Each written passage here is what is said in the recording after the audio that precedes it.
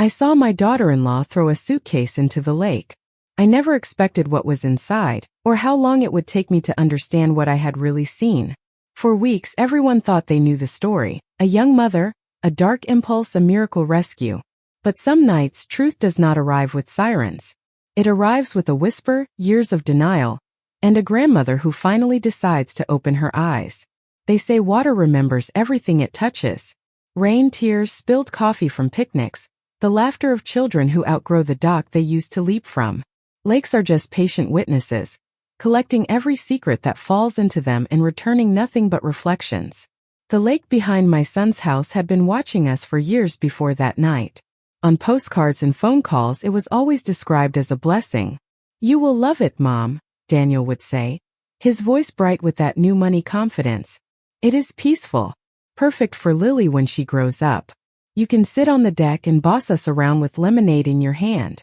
I used to close my eyes and picture it. A wide, calm body of water, morning mist like a shawl, my son laughing in a way he never used to when the rent was due and the fridge was half empty. In my mind, the lake shimmered with promise. In real life, when I finally moved in to help out for a little while, the lake felt like a mirror no one wanted to look into for too long. It sat at the edge of the property, low and wide, with water that turned from silver to ink depending on the sky. The dock reached out like a hand, old planks bleached and groaning softly when you stepped on them. Ducks came and went. Dragonflies skimmed its surface. Some evenings it was beautiful. Some evenings it looked like a mouth. I arrived 2 weeks after the baby was born. The house still smelled like new furniture and disinfectant, that strange mixture of money and fear. Boxes leaned half unpacked in the hallway. A tower of sparkling glassware waited on the kitchen island, untouched. The nursery, though, was complete. Of course it was. The crib was white and expensive, the mobile over it a perfect little planet of clouds and stars that turned slowly when you wound it. Someone had thought of everything except sleep. The first time I held my granddaughter, she felt like every prayer I had whispered into my cheap pillows 30 years earlier had finally grown lungs. Her name was Lily. She had a tiny crease between her brows when she slept, already worried about something no one had told her yet. When she yawned, her fists opened and closed like she was learning how much space she was allowed to take in this world. "You are safe," I whispered into her hair. "Whatever happens, you are safe." "You are safe," I whispered into her hair. "Whatever happens, you are safe." I meant it when I said it. At that point, I still believed the house I was standing in was a safe place. My daughter-in-law, Hannah, hovered nearby, arms crossed over a sweatshirt too thin for winter. She was pretty in that accidental way, like the world had not yet convinced her to pose for it. Her hair was pulled into a messy bun that did not look intentional, and her eyes had that hollow sheen all new mothers wear in the first weeks, somewhere between wonder and exhaustion. "You do not have to stand," I told her. "Sit, sleep, collapse on the floor if you want. I know how this goes." She forced a smile, one quick and brittle. "If I sit, I will not get up again," she said. "I keep feeling like if I stop for 1 second, everything will fall apart." I wanted to tell her that nothing falls apart that quickly, that families do not shatter overnight. But I remembered my own life and swallowed the lie. Daniel walked in then, bringing cold air and the smell of expensive coffee with him. His hair was still damp from the shower. His tie was already knotted, the knot a little too perfect. The new father glow sat on him like a suit he had tried on and decided it suited his image to keep. "There are my girls," he said, leaning down to kiss the top of Hannah's head, then my cheek, then brushing his fingers over Lily's tiny foot. "Mom, the board is already asking for pictures. They want to see the heiress." "The board?" I raised an eyebrow. "Your daughter is not a quarterly report." He laughed like I had made a charming joke, not a warning. "Relax, Mom. It is just a figure of speech." Hannah's shoulders tightened at the word heiress. That was the first hairline crack, I think, though at the time it barely registered. Money words in a nursery.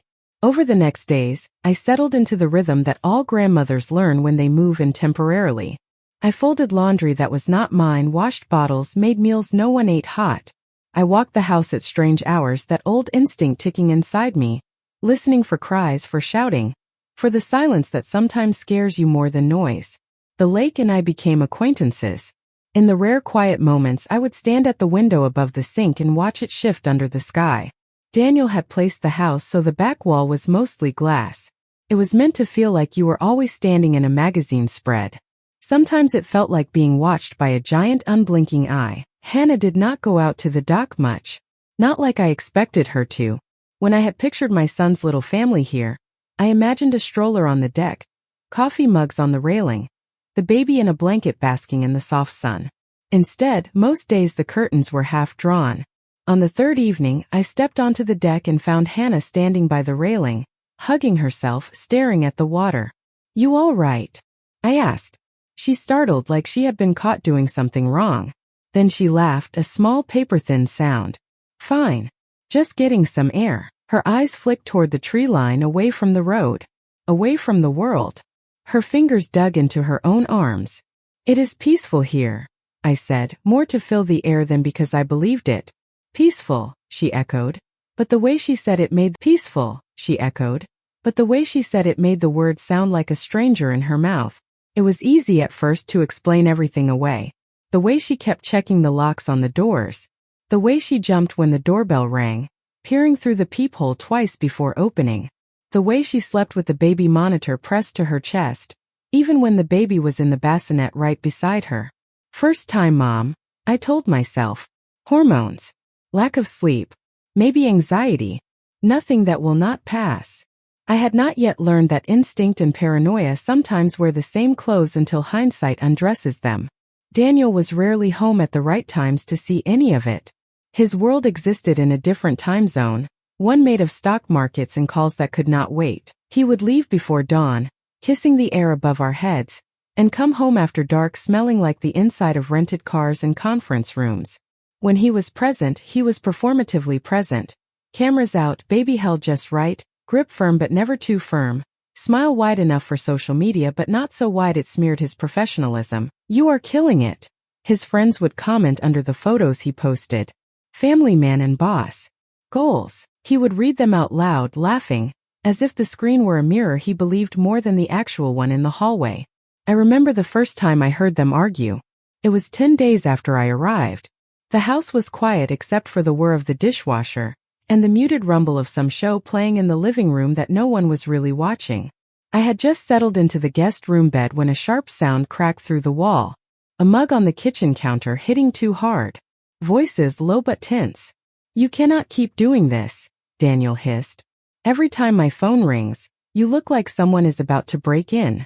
"Because they are," Hannah shot back, her voice tight with a kind of panic I recognized from years of listening to women explain away bruises. Maybe not with guns and masks, but with paperwork and signatures and charm. "With plans you make without me." "You are being dramatic," he said. "Again. We talked about this. We agreed what would happen. You cannot change your mind now just because she is here?" The word she cracked in the air like a whip. "The baby. Because she exists? Because I have held her and heard her cry and watched her fingers wrap around mine? Yes, Daniel, I changed my mind. That is what mothers do when they realize their children are not ideas." Silence throbbed for a moment. Then his voice, low and dangerous. "Watch how you talk to me." I lay there under the quilt, staring at the ceiling, and told myself not to get involved. It was not my marriage. Not my business. I had raised my child. He was not my boy anymore. He was a man, a husband, a father. He would figure it out. But there is something about hearing your child use that tone, the one that sounds so much like the men tone, the one that sounds so much like the men you once swore you would never let near your life. It makes your heart step back and say, when did we become this? In the morning, the kitchen looked like any other kitchen. Daniel drank his coffee, scrolling through his phone. Hannah moved around quietly, dark circles under her eyes deeper than the day before. They did not touch. "Everything okay?" I asked, knowing it was not. "Just tired," Hannah said quickly. "Big week," Daniel added, as if they had rehearsed it. "We are fine, Mom." "Really?" They shared a look then. Not of love. Of conspiracy. Of agreement that whatever had been said at the sink last night would not be allowed to exist in daylight. The first time I saw the suitcase, it was leaning against the hallway wall. Black hardshell new. Not the soft, familiar suitcase they had taken on their honeymoon years earlier, the one with stickers from cheap motels and beach towns. This one looked expensive and anonymous, like the kind of luggage that moves through airports on the arms of men who never check bags. Planning a trip? I asked lightly. Hannah glanced at it, then at me. Oh, no. It is just for storage. For storage. I frowned. You have an entire basement for storage. Her throat bobbed. This is for important things. So they are all together. I could feel there was a story under the words. The way you can tell a locked drawer is not empty even without opening it. I thought of asking more. Before I could, Lily's thin newborn wail floated down the hallway, needy and insistent. Excuse me, Hannah murmured, already moving. Later that day, I noticed the suitcase in a different position, closer to the front door. Its telescoping handle was extended, as if someone had tried its weight and decided it was heavy. On the kitchen counter, mail lay in a neat stack. Bills, glossy ads, a single cream-colored envelope with no return address. The handwriting on it was familiar, but I could not place it. When I picked it up, the paper felt thicker than it should have. There is a heaviness to certain kinds of letters, the kind that bring news no one wants to receive and some people are desperate for. Before I could turn it over, Daniel swooped in, a blue blur of shirt and cologne. That is mine, he said quickly, plucking it from my hand with a laugh that felt too loud. Investor stuff. Very boring, trust me. He slid it into his briefcase without meeting my eyes. I stared at the closed case for a moment longer than was polite. Investor stuff. He had started using that phrase for anything he did not want explained. The lake behind the glass watched us silently. The surface that afternoon was so still it looked solid. Only when the wind gusted did it reveal itself as water again, shifting and restless. At night the house creaked. New houses are not supposed to creak that way. New houses are meant to be smugly quiet, confident in their fresh insulation and untouched beams. But this one had sounds tucked into it. The soft click of doors being checked twice. The refrigerator humming louder when someone paused too long in front of its light, as if nervous. The whisper of conversation behind the half-closed door of the master bedroom, stopping abruptly when footsteps passed. Sometimes I would get up to make tea and find Hannah sitting in the dark living room, the baby asleep on her chest, both of them illuminated only by the blue glow of the baby monitor screen. You should be in bed, I would say. So should you, she would reply, managing a tired smile. Old women and new mothers, I would shrug. We live between the hours other people think are optional. Once, when the house was quiet and Daniel was away on a business trip that just came up, nothing big, do not worry. She surprised me by speaking first. Did you ever do something? She asked softly. Because you thought it was the only way to protect your child, even if everyone else would say it was wrong? In the dim light, her eyes shone like wet stones. Yes, I said, without asking for details. More than once. Would you do it again? She pressed. I thought of the nights I had lied to landlords and bosses, of the days I had pretended to be sick so my son could stay home when the world had been too rough. I thought of the man I had finally left when my boy was 8 and starting to copy the way his father slammed doors. Yes, I said again. I would just try to do it louder, so no one could twist the story later. She looked at Lily, brushed a thumb over the baby's soft hair. What if loud is not an option? She whispered. I wanted to ask her what she meant. Instead, I asked the wrong thing. Is everything okay with you and Daniel? He wants what he wants, she said after a pause. He always gets what he wants. I used to think that meant I was lucky. Now I am not so sure. The next morning, the suitcase was gone from the hallway. Its absence felt like a missing tooth my tongue could not stop probing. I found it in the garage near the wall, half open. Inside there was a smaller padded shell wrapped in plastic. New. Untouched. Like a portable nest, the kind people use when they want to move sleeping babies from one place to another without waking them. My stomach tightened. It made sense on the surface. People travel with infants. People visit grandparents in airports and hotels. People buy things they see in online videos labeled must-haves. But nothing about the way it sat there felt like planning a vacation. When I closed the lid, the clasps clicked shut with a finality that made my skin prickle. Later, when I asked casually about it, Daniel said, "We might visit his parents in the city. They have been nagging. You know how they are. The contraption is for the car, the plane, whatever. Relax, Mom. You worry too much." For the first time in my life, I did not like the way he said mom. It sounded like a role he was trying to move me into, a calm spectator, a decorative figure in the family portrait. Not the woman who had scrubbed his clothes in a tub when the washing machine broke and the landlord refused to fix it. Not the woman who had taught him to tie his shoes and his tie and his excuses. The lake that day had whitecaps. Wind tore across it, turning its surface into small choppy waves. It slapped the underside of the dock and hissed against the shore. The sky had changed without asking permission, clouds stacking like thoughts no one wanted to say out loud. I stood at the window, Lily in my arms, and watched the water churn. "We are fine," Daniel had said. "We are fine," Hannah had repeated. Fine is what people say when the truth is already packing a suitcase. If I had known, standing there with the baby's heartbeat against my chest and the lake gnashing its surface like teeth, how far from fine we really were, I might have done 1,000 things differently. I might have opened the suitcase right there in the garage, with my bare hands if necessary. I might have called someone, asked better questions, pushed harder. But hindsight is a cruel, perfect storyteller. It always makes you the villain in your own memory. Back then, all I did was rock my granddaughter in my arms, watch the wind bully the lake, and tell myself that families always look messiest from the inside. I did not yet understand that the water outside was not the only thing getting ready to swallow something whole. The night the wind finally died, the house shifted into a silence that felt too deliberate, like someone had reached inside its walls and turned the volume down on purpose. Houses have moods if you live in them long enough. This one had begun to hold its breath. I woke to that kind of silence, the heavy, unnatural kind that makes you open your eyes before the dream is finished. The digital clock on the nightstand glowed 3:12 a.m., a time that always feels borrowed from something darker. I pushed the blankets aside and listened. No crying. No footsteps. No whisper of a baby monitor.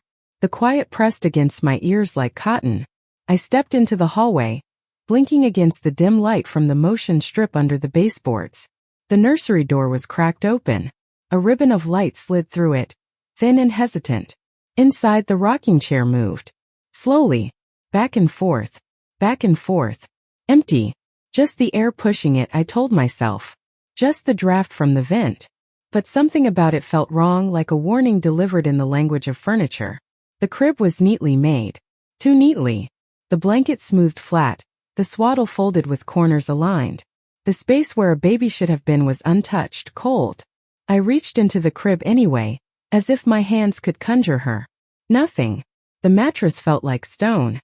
"Hannah," I whispered, though no one answered. I stepped back into the hall, heart beating the way it does when you realize you have been asleep, while the rest of the world kept moving. The master bedroom door was open. The bed was empty. Pillows still dented. Covers pulled back. No sign of them. A draft whispered down the hallway, a soft chill that didn't match the warm vents. It came from the back of the house. The deck. I hurried, my bones protesting, feet hitting the cold hardwood. The glass doors were unlocked. Open an inch. Moonlight spilled across the floor like something guilty.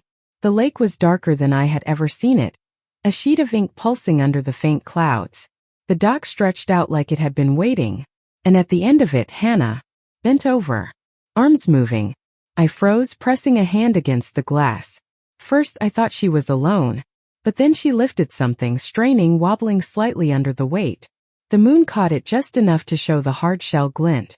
The suitcase. My throat tightened. I could not hear her, but I could see her lips moving. She was speaking to it.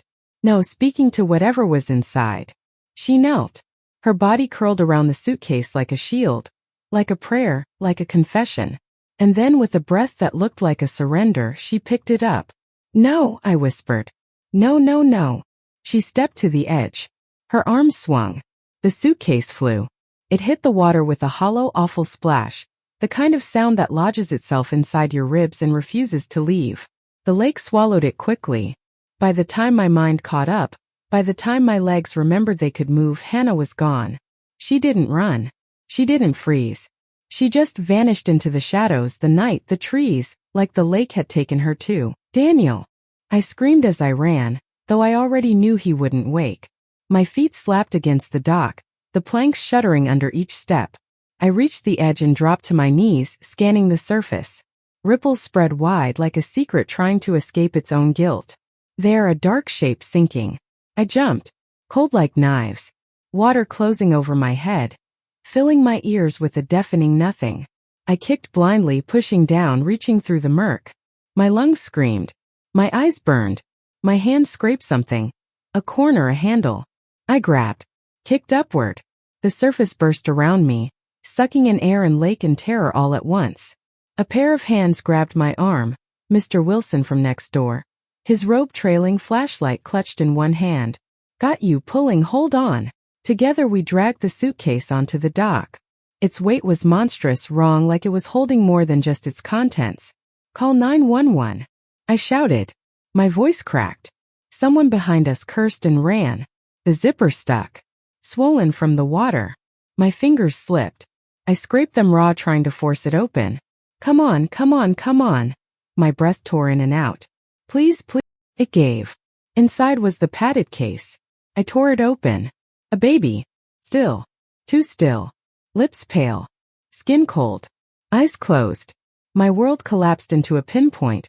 A tiny unmoving chest. Then, a twitch. The faintest tremble of breath. And finally, a cry. Ragged. Weak. But alive. Alive. I gathered her to my chest, wrapping her in my soaking nightgown, whispering her name over and over like the word could keep her tethered to this world. Lily. Lily. Lily. Someone shouted that the ambulance was coming. A flashlight beam cut across us. Feet pounded the dock. Voices blurred. All I felt was her. Her heartbeat. Small. Fragile. Fighting. They took us to the hospital. They checked her, warmed her, placed her under lights that hummed like lullabies.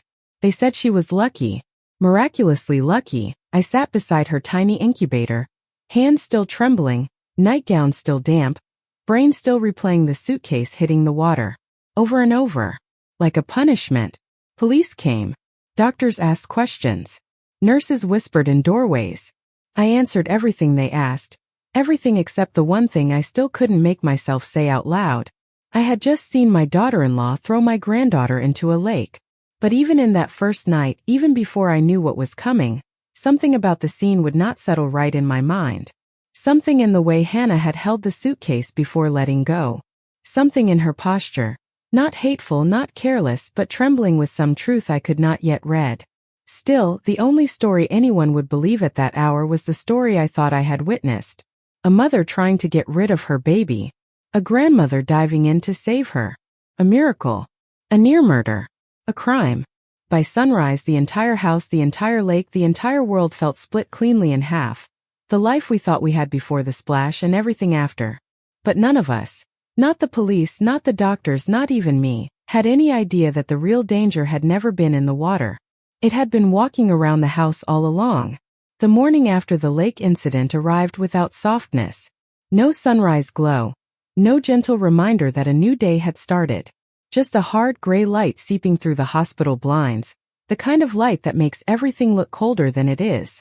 I sat beside the incubator, elbows on my knees, hands clasped in front of my mouth like a prayer I wasn't ready to say aloud. Lily slept under the warm dome, her tiny chest rising in small stubborn lifts. Machines blinked and hummed around her, doing the work her body wasn't strong enough to do alone yet. Nurses moved in smooth, efficient patterns, adjusting monitors, checking vitals, whispering to each other with that mixture of professionalism and worry reserved only for the very young. But my eyes weren't on Daniel. My son stood with his arms crossed, jaw tight, pacing the corner of the room like he was preparing for a meeting. His voice was hushed, but not in grief, in calculation. He was on the phone again, speaking in low tones, turning his back to the incubator each time he talked. Yes. I understand. No, absolutely not. This stays quiet. I'll handle it. Yes, I know how it looks. Just let me get ahead of it. Ahead of what? He hadn't asked how Lily was. Hadn't asked what happened. He barely looked at the child who had nearly drowned in the dark. When he finally hung up, he caught me watching him. Most sons in that moment would crumble, fall into their mother's arms, whisper thank you. Mine straightened his tie at 6 in the morning, and forced a smile. She's okay. That's all that matters, he said. But somehow, his voice didn't treat it as a miracle. It treated it like an inconvenience he was relieved hadn't escalated. Where is Hannah? I asked. It was the question he didn't want to answer. It scraped across his expression, pulling something tight and sharp into his eyes. She ran, he said finally. They're looking for her. Obviously. Like this was all neat, simple, obvious. You should have seen her, he continued. She's been unstable for weeks, Mom. You heard her. You saw her. This is exactly the kind of thing she'd do. There was something too clean, too quick about the way he said it. As if the story wasn't shockingly unfolding, it was sliding perfectly into place. A nurse entered and announced they needed space to run another test. Daniel nodded, brushing past her without acknowledgement. I kissed my fingers and touched them gently to the incubator's warm plastic before stepping out into the hallway. Daniel followed, his steps clicking sharply against the tile. We should get our statements straight, he said. The police will want everything to match. You need to tell them exactly what you saw. Straightforward. Clear. What I saw. I repeated, studying him. Yes. He lifted his chin. You saw her with the suitcase. On the dock. Alone. You saw her drop it. Right. Is that what happened? I asked quietly. His eyes flicked away for a fraction of a second, a betrayal he tried to hide by checking his phone. Mom, he said, lowering his voice like he was soothing a child. This isn't complicated. She tried to drown our daughter. That's all it is. Stress, hormones, God knows what else. Some women snap. He said the word some women snap with an ease that made something inside me coil. She didn't snap, I said. She wasn't out of control.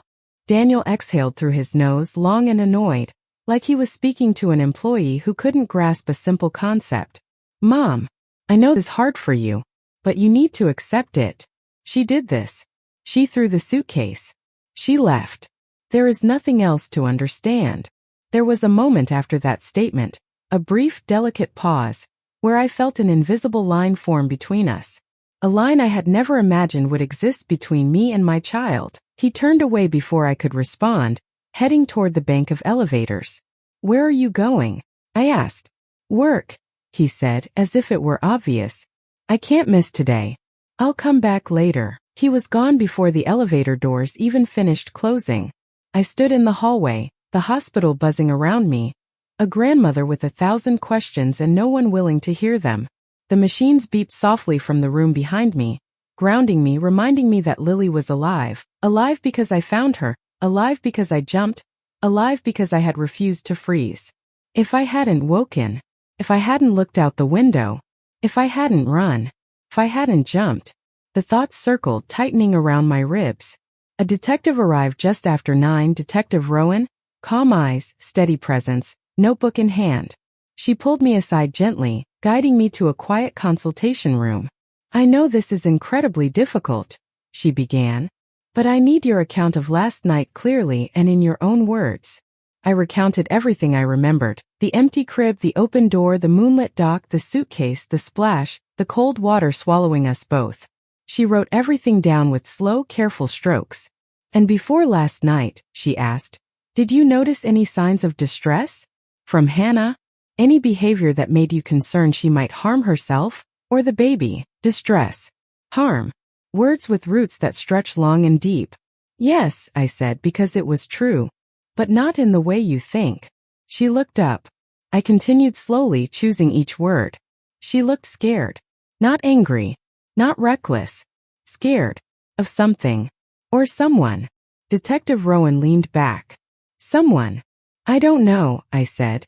I don't think she was trying to kill her child. The detective tapped her pen. What do you think she was trying to do then? I opened my mouth, but nothing came out. 'Cause I didn't know. Not yet. I need to speak with your son as well, she said. He's at work. Her eyebrows flicked up. Today. Yes. She closed her notebook slowly, the way someone does when they already know the next chapter won't be easy. Mrs. Hargrove, she said gently, I'm going to be honest with you. A mother throwing a tiny newborn into a lake is an extreme act. It rarely happens without severe mental health issues, or without external pressure. Pressure, I repeated softly. She nodded. Is it possible someone else in the home contributed? I didn't answer, because Daniel's face flashed in my mind. His clipped tone, his pacing, his secretive calls, his insistence that the narrative was simple. I wanted to protect him. He was my son. But the truth was tugging now. Firm, unrelenting. And then the detective asked the question that sunk its teeth deepest. Did you ever see your son and daughter-in-law argue about the baby's future? Future. The word pulsed. I thought of the argument at the sink. The whispered phrases behind closed doors. The night she asked me if I had ever done something wrong to protect my child. My silence must have said enough, because the detective softened her voice. We may need to explore the possibility that Hannah wasn't trying to harm her child, but trying to save her. My heart thudded. Save her from what? Or who? The detective left to make calls, and I stood alone in the empty room. The fluorescent lights humming overhead, everything inside me pulling tight like a thread being drawn through cloth. When I returned to the NICU, the nurse said Daniel had called to check on the optics. Optics. Not Lily. Not the woman who carried her. Not the truth. Optics. I sank into the chair beside the incubator and stared at my granddaughter, small and fragile and breathing. I wanted to cry but didn't. Not because I was strong. Because something in me was changing shape. Something ancient and primal and unstoppable. A mother protects. But a grandmother? A grandmother sees. And for the first time since the night at the lake, I knew one thing with absolute clarity. Whatever story Daniel was trying to build, I didn't believe a single piece of it. Morning bled into afternoon, and the hospital became a world with its own pulse. Steady, clinical, indifferent to the weight of the lives unraveling inside it. People passed in the hallway holding coffee cups and clipboards, discussing charts as if charts could ever contain the truth of a night like ours. Machines hummed. Lights buzzed. And somewhere in the middle of it, my granddaughter slept, fighting her way back into a world that hadn't decided yet if it deserved her. I should have rested. I should have eaten. I should have cried. But all I did was watch. Watch Lily's tiny breaths. Watch nurses with practiced hands. Watch the doors for any sign of Hannah or Daniel, or the next blow waiting to land. And I kept hearing the detective's words looping in my skull, scraping raw every time they repeated. We may need to explore the possibility that Hannah wasn't trying to harm her child, but trying to save her. Save her? From who? I didn't want to answer that question. Not honestly. Not yet. By early afternoon, Daniel finally returned, but not alone. 2 men walked with him. Both in suits. Both too polished. Both with eyes that scanned the room the way predators assess territory. They weren't friends. They weren't family. They were handlers. Well, Daniel announced, setting his hand on the railing of Lily's incubator, I've taken care of everything. I turned. Everything? What does that mean? It means, he said, adjusting his cufflink, that we're controlling the situation. My attorney and advisor are here to ensure no one misinterprets what happened. Misinterprets. As if the universe had merely botched its PR strategy. One of the men, the older one, offered a dry smile. We understand this has been distressing, Mrs. Hargrove, but the narrative is clear. A tragic incident stemming from postpartum distress. Your son and granddaughter are the victims here. Victims. The word sat between us like a ticking bomb. Daniel stepped closer, lowering his voice like he was handing out instructions before a performance. Mom, when the police talk to you again, I need you to stick to the truth. I already have, I said quietly. Good. He nodded firmly. And that truth is that Hannah has been unstable since the birth. My stomach twisted. You saw it, he continued. The crying spells, the anxiety, the paranoia, the way she flinched at every noise. You told me she wasn't sleeping. You told me she was acting scared. She was, I said. But nothing, he snapped softly. That's the story, Mom. That's what happened. She snapped. His attorney placed a reassuring hand on Daniel's shoulder, then turned to me. It will be easier for everyone if we present a unified account. Unified. A prettier word for controlled. We're not telling a story, I said, breath shaking. We're telling the truth. Daniel exhaled sharply, irritation flaring. Mom, don't do this. You're tired. You're emotional. You nearly drowned last night. You're remembering things in pieces. I get it. But let me handle this. He said it like he was granting me mercy. But all I could see was a man building walls out of explanations. A man keeping something out or in. The attorney cleared his throat. We should discuss temporary custody. If the mother is found, the state may assign. Stop, I said coldly. Stop talking about my granddaughter like she's a case file. The men exchanged a look. Daniel's jaw tensed. Mom, he whispered urgently, pulling me aside. Listen to me. I need you with me on this. I need you to help me protect Lily. Protect her. I whispered back. From who, Daniel? From her mother. He froze one split second, but long enough for me to see it. Flicker. Crack. A tiny fracture of fear or guilt or calculation. Whatever it wasn't grief. It wasn't rage. It wasn't confusion. It was a secret waking up. Before I could push, before I could press harder, the detective is here to speak with you. Daniel straightened immediately, expression smoothing into something diplomatic and controlled. Of course, he said. Mom, stay here. Don't say anything unnecessary. The less confusion, the better. He moved toward the hallway, attorney following, advisor shadowing. Detective Rowan greeted him with a firm handshake, her eyes flicking past him toward me, a silent question hanging between us. I didn't nod. I didn't shake my head. But something in my face must have spoken anyway, because her expression sharpened slightly before she turned back to Daniel. They disappeared into a consultation room. I sank into the chair beside Lily, feeling the ground tilting, shifting, rearranging beneath my feet. A few minutes later, a nurse walked by and gently placed a warm cup of tea on the table in front of me. You look like someone who needs this, she said kindly. I nodded gratefully, but my hands were trembling too much to lift the cup. I stared through the glass into the hallway, watching shadows move. Time crawled uneven and strained. 10 minutes. 20. 30. The door finally opened. Detective Rowan stepped out first, her face unreadable. Daniel followed, pale but composed, jaw locked, fingers twitching at his sides. His attorney murmured something to him. His advisor's hand hovered near his back. They looked like men steering a man through crisis. But something else caught my eye.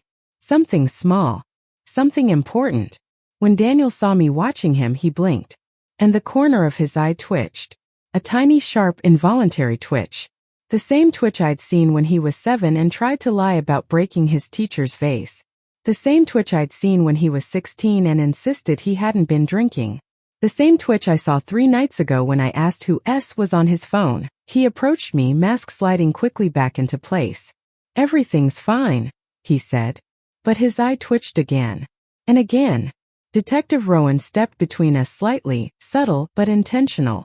Mrs. Hargrove, she said quietly, I'd like to ask you something privately when you're ready. Daniel stiffened. That's not necessary, he said quickly. We've already gone over everything. She looked at him calmly. I need her perspective as well. No, he said, voice rising in a way that made the nurses look up. We're not doing this separately. We are a family. We're unified. Unified. Again. The detective's eyes narrowed faintly, just enough to signal a small alarm. She turned to me. Mrs. Hargrove, would you mind stepping out with me for a moment? And that's when it happened. The very thing that cracked open the entire world I was living in. Daniel said, sharper than he meant to, louder than he intended. Mom, don't go anywhere. Don't say anything. Not we all agree what the story is. The story. Not the truth. Not the memory. Not the night. The story. Detective Rowan caught it instantly. Her eyes flicked to mine. And in that single suspended second, the final layer of denial inside me broke. I looked at my son, my baby boy, my miracle, the child I raised through storms and hunger and impossible odds, and I saw something I had never wanted to see. Not fear. Not confusion. Not heartbreak. I saw self-protection. I saw damage control. I saw a man building a wall of lies before the truth could even breathe. Mrs. Hargrove? The detective repeated softly. My hands went cold. My voice disappeared. My heartbeat hammered in my ears. Because suddenly I realized something horrifying. I wasn't protecting my son. I was protecting something I didn't even understand yet. And as I stood there, dizzy with truth and dread, one thought began to form, slow, reluctant, undeniable. What if the person I love the most is the one who caused all of this? The question didn't fully bloom yet, but the seed had been planted. And seeds once planted always grow. The hospital hallway felt too narrow for the weight I was carrying as I followed Detective Rowan toward a quiet corner room. Every step felt like stepping deeper into something I'd avoided naming, the truth sharpening itself somewhere behind me, waiting to be acknowledged. She closed the door gently behind us. No interrogation lights. No hard tone. Just a chair, a box of tissues, and a woman who had seen too many families split open by the things they were most afraid to say.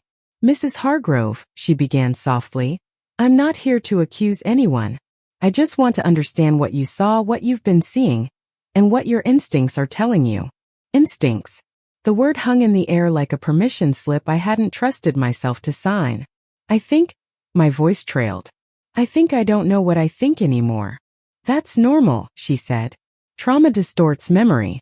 But it doesn't distort intuition. And it doesn't distort patterns." Patterns. My mind spun back through the last weeks. Hannah's shaking hands, Daniel's secret calls, the letter he snatched from my grip, the argument I overheard about taking care of it, the suitcase in the garage, the padded case wrapped in plastic, and his eye, that I'd twitch every time truth brushed too close. Detective Rowan leaned forward. "Let me ask you something carefully. Did you ever get the sense your son didn't want the baby?" The question hit like a slap I had been expecting. I swallowed. Hard. "I don't know. But I did." "Take your time," she said. "Start anywhere." I began with the week after the baby came home. The sleeplessness. The tension. The whispers behind the closed bedroom door. The phrase, the complication. I'd heard Daniel mutter once on the phone, how Hannah had clung to Lily as if someone was trying to take her from her arms. "How did he behave with the baby?" she asked. I hesitated, ashamed of the truth sitting in my chest. "He posed with her," I said finally. "For pictures. But he didn't really hold her. Not unless someone was watching." Detective Rowan wrote something down. "And the night before the incident, anything unusual?" "Yes." I closed my eyes. Something inside me twisted. "He was angry. Sharp. Kept saying it's done and there's no turning back." Hannah was crying in the kitchen. They thought I didn't hear. What were they arguing about? She didn't want to go through with it. Those were her words. Detective Rowan's pen froze, then slowly resumed. "And your son?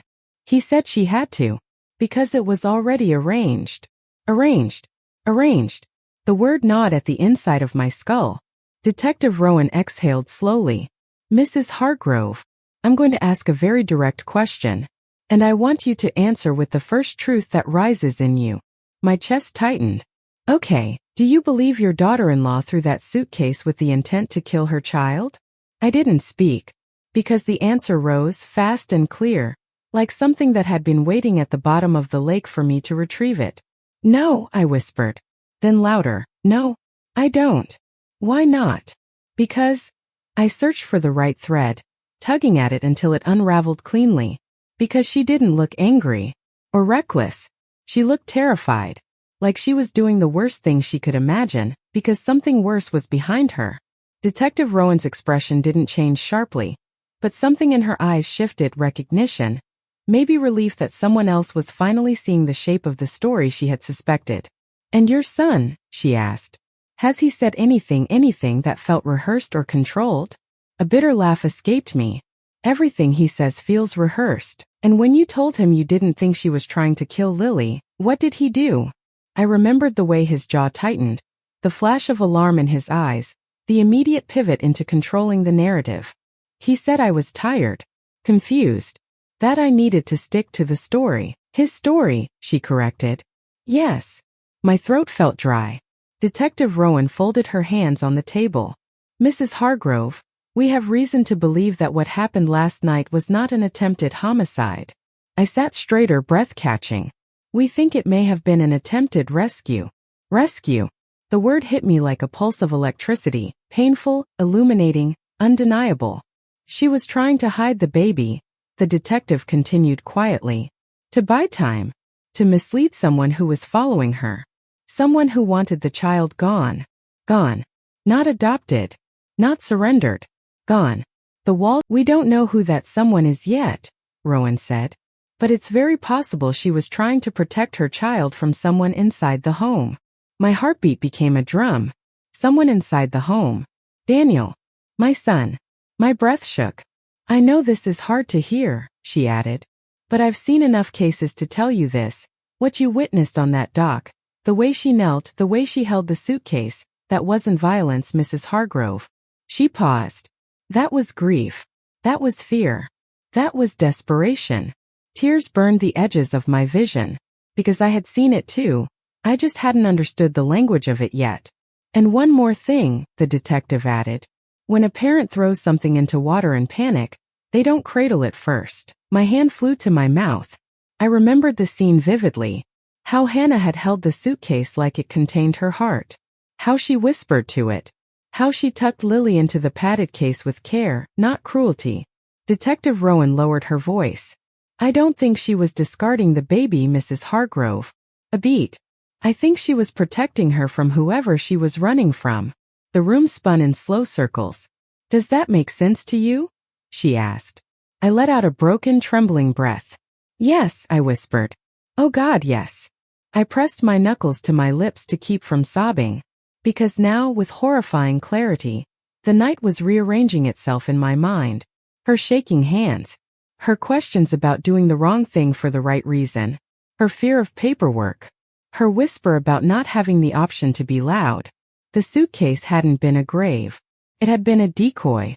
A last desperate attempt to throw someone off the trail. And the only person who had been furious that her plan failed had been Daniel. The detective stood and placed a gentle hand on my arm. I know this is a lot, she said softly, but I need you to trust your instincts from here on out. Not your love, not your fear, your instincts. I nodded, unable to speak, because somewhere deep inside me, deeper than guilt, deeper than denial, deeper than any mother's love, something had awakened. Something ancient. Something that recognized danger even when it wore your child's face. I think, I whispered, voice shaking, that my son is hiding something. Detective Rowan met my eyes steadily. We think so too. The room felt colder, smaller, sharper, because in that moment, in that single unbearable moment, a truth I had been refusing to name finally stepped into the light. My daughter-in-law didn't try to kill her baby. She was running from the man I raised. The truth doesn't arrive all at once. It leaks. A drop here. Crack there. Until suddenly, without warning, the entire foundation you've been standing on collapses under your feet. When I stepped out of that small consultation room, the hallway had grown colder, the lights too sharp, the world too loud. People passed with coffee carts and clipboards, but none of them knew that something inside me had just broken in a way I could never repair. Detective Rowan walked beside me, her expression composed, but her presence steady, like someone walking next to a person learning how to see again. Take your time, she said quietly. But time was the one thing I no longer trusted. When we reached the NICU, Daniel was pacing aggressively, his tie loosened now, hair disheveled from him running his hands through it too many times. His attorney and advisor hovered nearby like vultures waiting for a carcass to be declared free for picking. Where were you? He snapped before I even reached him. I swallowed. Talking. Talking to who? His voice sharpened. The detective? Without me. Detective Rowan stepped forward. It is standard procedure, Mr. Hargrove. It is my family, he said through gritted teeth. Which is exactly why we speak to witnesses individually, she replied calmly. His jaw flexed. A muscle twitched under his eye. Rapid, involuntary, unmistakable. You should have called me, he hissed at me, stepping closer. Mom, why didn't you wait? I studied him carefully, slowly, the way one studies a stranger wearing a familiar mask. You were busy, I said softly. He blinked. Busy? Yes, I added. Controlling the situation. His eyes narrowed dangerously. What's that supposed to mean? But before he could push further, Lily stirred inside the incubator. A small, fragile movement, and all of us turned, instinctively drawn toward her tiny sound. The nurse entered with a clipboard. "She's doing better," she said. "Her temperature is stable. She's responding well." Relief washed through me so quickly my knees trembled. "But Daniel." Daniel exhaled sharply, like the announcement had been expected, not hoped for. And that's when something inside me shifted again. Because a father who almost lost his child doesn't react like that. His attorney whispered something to him. Daniel nodded. His advisor leaned in. Another whisper. Another nod. Pieces. Patterns. A puzzle I hadn't wanted to solve. My hand found the railing of the incubator for support. Detective Rowan touched my elbow lightly. "Mrs. Hargrove, I need you to tell your son to step back. He's crowding the medical bay." Daniel stiffened. "I'm her father. And this is a sterile environment," she replied evenly. He stepped back, but only physically. His presence still hovered like a shadow too close to the light. When Detective Rowan left the room to take a call, I found myself alone with Daniel and the two men he brought. My pulse thudded in my throat. He approached me again. "Mom," he said, voice softer tactics. "We can't afford confusion. Not now." Confusion. The word snapped something loose inside me. "You keep saying that," I said. "But I'm not confused." He froze. "Then what are you?" he asked, tone slipping. "Tired," I said. "And thinking." "About what?" "About Hannah." A flicker of something dark crossed his expression. "What about her?" he asked. I held his gaze. "I don't think she tried to kill her baby." He inhaled sharply through his nose. A sharp, controlled breath. His attorney subtly moved closer, as if ready to intervene. "Well," Daniel said tightly, "that's not your call to make, is it?" "Maybe not," I whispered. "But it is my belief." His voice lowered into something colder. "And you're basing that on what?" "Some nonsense Detective Rowan fed you." "No." My voice had a trembling strength. "I'm basing it on what I saw in her eyes that night." His jaw tightened. "And what did you see?" "Fear," I whispered. "But not of the baby. And not of herself." The words between us thickened, heavy, alive, dangerous. His eye twitched again. His attorney stepped in.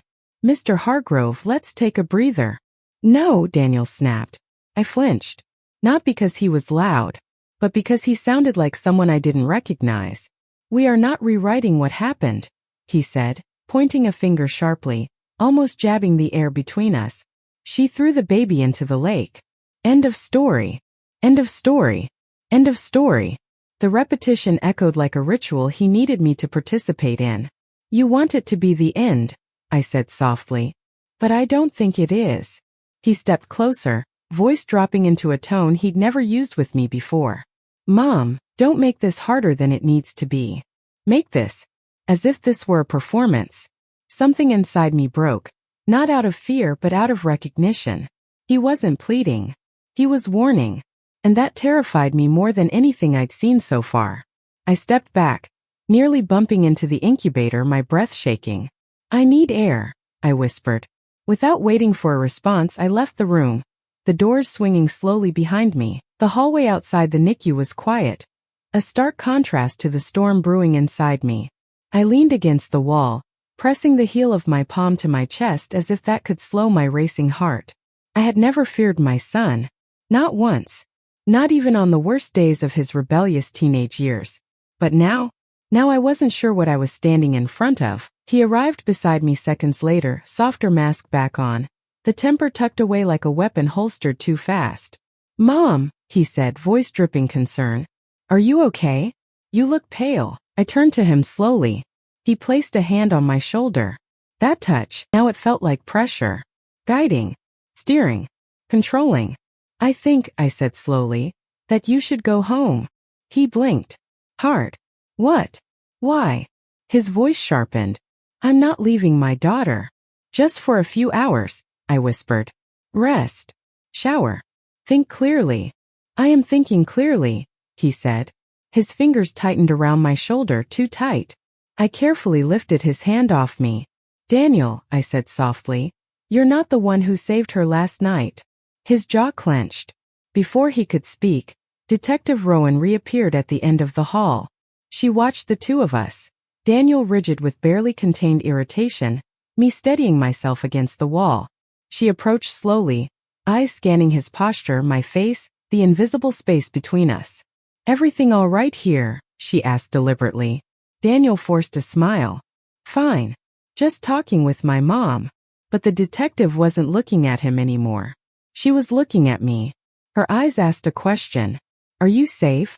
And for the first time in my life, I wasn't entirely sure how to answer. I spent the next hour sitting alone at a small cafeteria table, hands wrapped around a paper cup of untouched tea.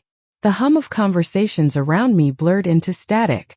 Every memory was rewinding itself, every moment reinterpreting itself, every instinct sharpening.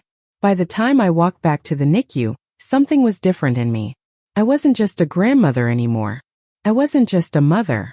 I wasn't just a witness. I was something older, harder, clearer. A woman preparing to face a truth she didn't want, but could no longer look away from. When I stepped back into the NICU, the nurse greeted me with, "She's awake again." Reaching, looking around, I approached the incubator, my granddaughter's tiny eyes blinking up at the world she nearly lost. And that's when I felt it fully, the shift, the change, the new shape forming inside me. If I had to choose between protecting my son and protecting the truth, I already knew which one I'd choose. And I knew, deeply painfully, that I had never truly known my son at all. By evening, the hospital felt like a maze of mirrors, every reflection slightly off, every angle showing me a version of my life I wasn't ready to face. My footsteps echoed down the hallway as I returned to the NICU, each step a reminder that something irreversible had begun inside me. Lily was sleeping again, her tiny fingers curled around the edge of a knitted blanket someone had brought earlier. I stood there watching the rise and fall of her breath, and in that quiet moment, the weight of everything settled deeper into my bones. A baby almost died. A mother vanished. A son was lying. And I was the only one standing between truth and disaster. I felt Detective Rowan before I saw her, approaching like someone bearing a truth they already knew you'd sensed. "Mrs. Hargrove," she said softly, "do you have a moment?" It wasn't a question. It was an invitation. I nodded and followed her down the hall to a small alcove near the vending machines, where the hum of lights softened the air and people rarely lingered long enough to listen. She kept her voice low. "I received information about one of the financial leads we've been tracking." My heart raced. Financial? Yes. Bank statements. Transfers. Files that appear altered. Altered. The word felt like a key turning in a lock I didn't know had been installed. "Your son's accounts," she continued. "Some of the transactions don't match his salary or any legitimate investments." I swallowed, throat tightening. "What does that mean?" "It means," she said carefully, "there's evidence money was moved discreetly. Cash withdrawals in increments that fit a very specific pattern." "What pattern?" She hesitated, choosing her words. "A pattern consistent with under-the-table adoption brokers." My stomach dropped. Holy God. My knees weakened and I reached for the wall. Detective Rowan steadied me gently. "You okay?" "No," I whispered. "No, I'm not." The detective studied me. "I'm going to ask you something difficult, and I need your honest reaction, even if you don't have full answers yet." I nodded slowly. She took a breath. "Do you believe your son may have been planning to give the baby away without his wife's consent?" A long, terrible silence stretched between us. My first instinct, the mother instinct, tried to rise, whispering that my boy would never do something like that. But instinct has learned liars' tricks over the years. And truth doesn't whisper. It roars. Memories rushed like a storm. The arguments. The secretive calls. The papers he'd hidden. The way he looked at the baby. Not with love but with assessment. The slip of his tongue. "It's done." The colder line. "There's no turning back." And Hannah. The way she hovered protectively. The way she trembled when a door slammed. The way she whispered that loud wasn't an option. My voice came out broken, but clear enough for the detective to hear. "Yes." A breath. "Yes. I think he might have." Detective Rowan closed her eyes briefly, like someone bracing against a reality they'd hoped not to confirm. "There's more," she said. "We found a storage unit rented in an alias. We're getting a warrant. We believe it may contain documents Hannah kept hidden, protected, saved. Documents about what? I asked. Possibly the broker, she said softly. Or evidence that your son made arrangements without her approval. She may have been trying to expose him. Expose him. I felt the word press against something inside me, eternal, instinctive, wounded. If she was trying to expose him, I whispered. And he found out. I didn't finish the sentence. I didn't need to. Detective Rowan nodded grimly. It would give her motive to flee. And him motive to frame her. A hollow ache spread through my chest. Frame her. My son. My boy. Mrs. Hargrove, she said gently. If the evidence supports what we suspect, the custody battle, the criminal investigation, everything is going to shift. Are you prepared for that? Prepared? How does a mother prepare to confront the darkest possibility about her own child? I pressed my hand against my stomach as if bracing against a blow. I swallowed. I need to see the truth. Whatever it is. She nodded. You're stronger than you think. I wasn't sure if that was true. But I knew this. Denying what I'd already seen would only bury me deeper. We returned to the NICU, and I found Daniel there talking quietly to a nurse. His back was to me. His body language too crisp, too confident, the way liars move when they think the lie has settled neatly into place. Mom, he said when he turned, voice perfectly composed. I've been thinking.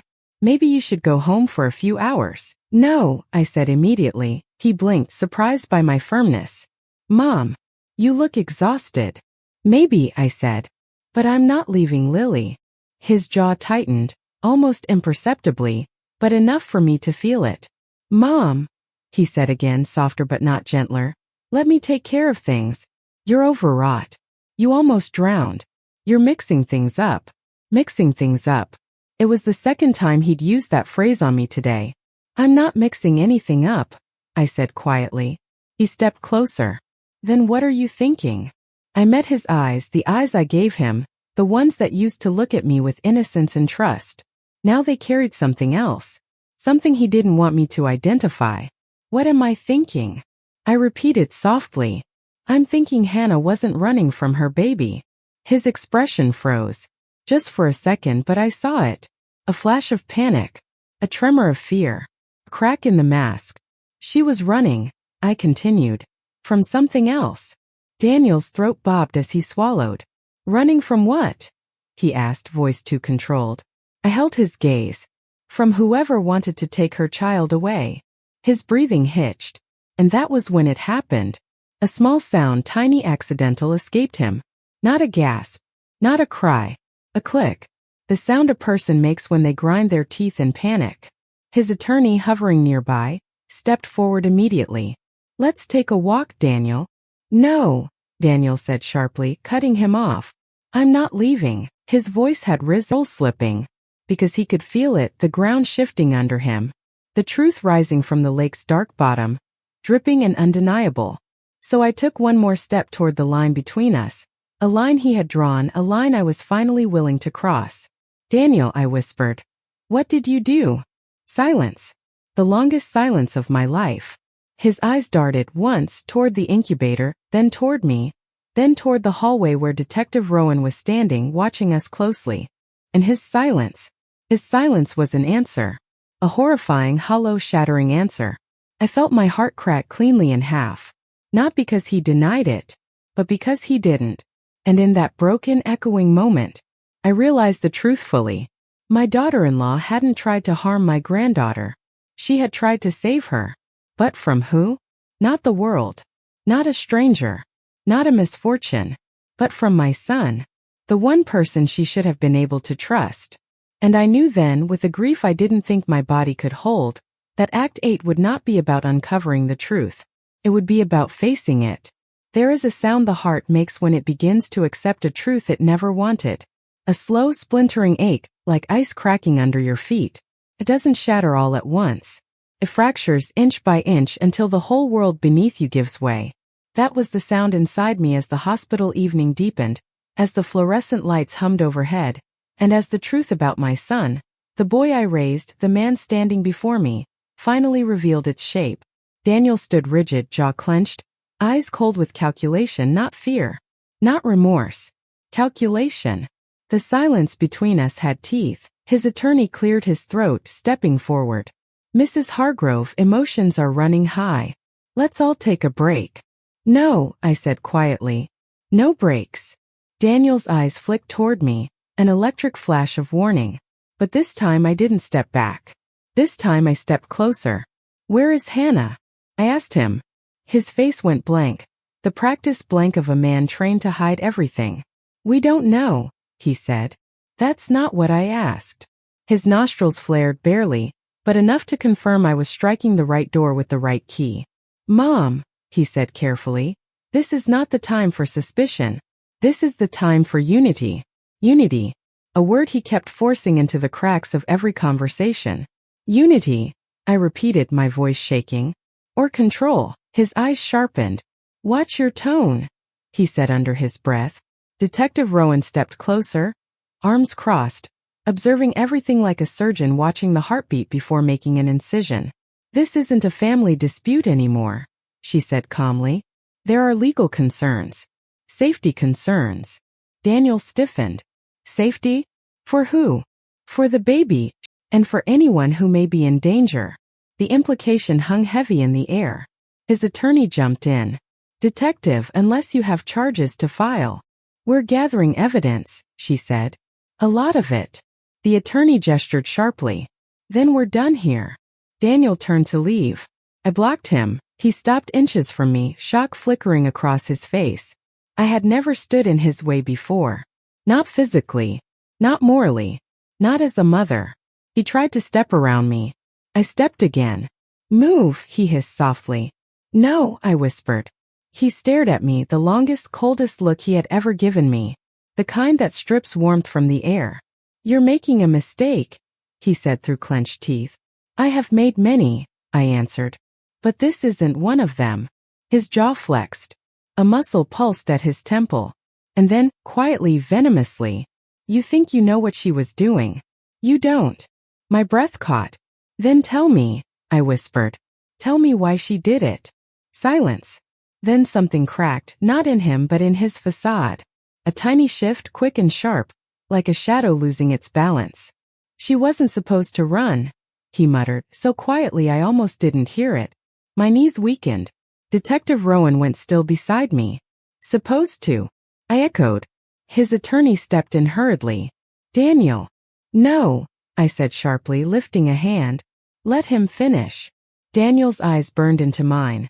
Not with love, not with fear, but with frustration. Frustration that I had connected dots he wanted kept apart. He lowered his voice. I gave her choices, he said. But she wouldn't take them. She wasn't thinking clearly. What choices? I whispered. He opened his mouth, then clamped it shut. Too late. The truth had already started slipping from him like sand. Detective Rowan moved forward. Mr. Hargrove, I'm going to remind you that you have the right to remain silent. He ignored her. Everything was arranged, he said to me. Everything was supposed to go smoothly. But she panicked. She ruined it. My blood ran cold. Arranged, I repeated. Daniel, what did you arrange? His face twisted. You don't understand. No, I said, voice trembling but firm. You're right. I don't. So explain it. The attorney finally snapped. This conversation is over. He grabbed Daniel's arm, but Daniel yanked it free, breathing hard. Mom, he said, looking at me with an expression I'd never seen on him, a warped mix of annoyance and pity, the kind a man gives someone too naive to see the bigger picture. She wasn't going to be able to handle it. The baby was going to ruin everything. Everything inside me broke at once. Ruined our plans. He was shaking now, not from fear, but from rage that the truth had been dragged into the open before he could spin it into something palatable. You don't understand how much pressure. No, I cut in. No more excuses. I stepped closer, voice trembling with grief and fury. What did you do? Daniel opened his mouth, and then, Mrs. Hargrove. A voice came from behind us. I turned. A uniformed officer stood in the doorway, holding a small folder. We located the storage unit, he said. The one rented under your daughter-in-law's alias. Everything in me stilled. "We've found documents," he continued. "One's connecting your son to a private adoption intermediary overseas." My breath hitched. "And," the officer added, glancing at Daniel for a fraction of a second, "evidence that your daughter-in-law was gathering proof." Daniel inhaled sharply, a strangled involuntary sound. Detective Rowan nodded grimly. "She was trying to save the baby," she said, "because she knew what he was planning." The hallway spun. I clutched the wall, swaying. Daniel stepped toward me. Perhaps to plead, perhaps to control, perhaps to stop me from seeing what was left of the truth. But I stepped back. For the first time in my life, I stepped back from my son. "Mom!" "No," I said, voice barely above a breath. "Don't call me that right now." His face crumpled for a second, not with regret, but with the realization that his final refuge was failing. And then, "Daniel Hargrove?" The officer's voice echoed between us. Daniel turned. "You're not under arrest at this moment," the officer said, "but you are being taken in for questioning." Daniel's breath hitched, eyes flicking between me and the officers. "You can't do this," he snapped. But the detective stepped forward. "It's not your mother doing this," she said. "It's the truth." He looked at me one last time. A look of betrayal. A look of disbelief. A look that said, "You were supposed to protect me." And the ache inside me, the splintering pain of motherhood cracking under the weight of truth, finally solidified into resolve. "I am protecting someone," I whispered. "Just not you." His face fell. And for the first time since the night at the lake, Daniel had nothing to say. As they led him away, the world around me dimmed into a fragile silence. And I stood there, a mother watching her child walk into the consequences of choices she never imagined he'd make.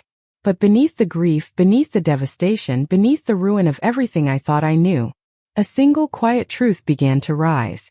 I had finally chosen the right child to protect. Night settled over the hospital like a slow-falling curtain, dimming the hallways, quieting the footsteps, softening the voices, but nothing softened inside me. I walked back to the NICU with a heart that felt older than my body, carrying grief and clarity in equal measure. Lily slept beneath the gentle glow of the incubator lights, her tiny fist resting against her cheek, as if she were shielding herself from the world she had barely entered. I stood over her, one hand against the rail, and breathed in the steady rhythm of a child who had survived things she would never remember. "Your mother saved you," I whispered, even when no one believed her. Even when I hadn't believed her. The guilt pressed against me like a second heartbeat. I reached into the incubator through the glove portal, placing the tip of my finger in her palm. She curled around it instantly, trusting, unknowing, pure. She had no idea her father was being questioned in a small room 2 floors down. No idea that the truth she would grow up hearing one day was being written in real time, on paper and in hearts. No idea that the grandmother who had once worshipped her father was now bracing herself to testify against him if it came to that. The curtain behind me rustled. Detective Rowan approached slowly, her steps thoughtful. "Mrs. Hargrove," she said softly, "we've begun the initial interviews with your son." I nodded but did not turn. "He's refusing to answer certain questions. His attorney is requesting delays. But we found confirmations in the storage unit. Enough that the case can't be dismissed anymore." Her voice dimmed, gentled. "Your daughter-in-law wasn't running from motherhood. She was running for it." I closed my eyes. Tears slipped down before I could stop them. "I understand," I whispered. "Now I do. And there's something else," she continued. "We tracked a call Hannah made the night before the incident. It was to a women's shelter across county lines. She used a different name."